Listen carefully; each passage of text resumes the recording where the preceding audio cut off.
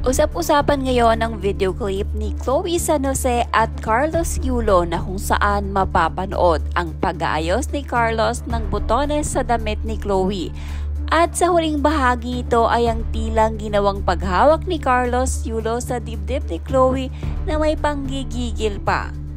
Ayon sa ilan, wala naman umanong masama sa ginawa nila kung ginawa nila ito in private. Ngunit dahil sa nakapublic ang videong ito at maituturing na din umano silang influencer, lalong-lalo na si Carlos Yulo ay dapat umano isa sila sa mga nangunguna na magpakita ng magandang pag-uugali sa publiko, lalo pat may mga kabataan umanong humahanga sa kanila.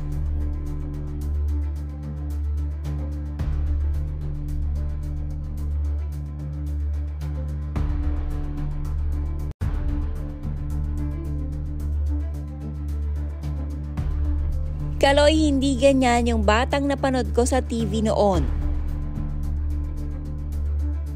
Kaya pala ayaw mo nang bumalik sa family mo, Kaloy. See? Oh really? Di man lang din delete poor Chloe.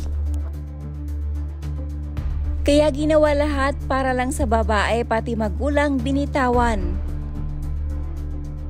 Kaya hindi nakukuha ang ambassador dahil sa ganitong gawain. Enjoy naman yung tiyahin. Hawak talaga sa ano ba yan, hindi nakapagpigil. Kaya pala makapit sa bars may pinagpapraktisan.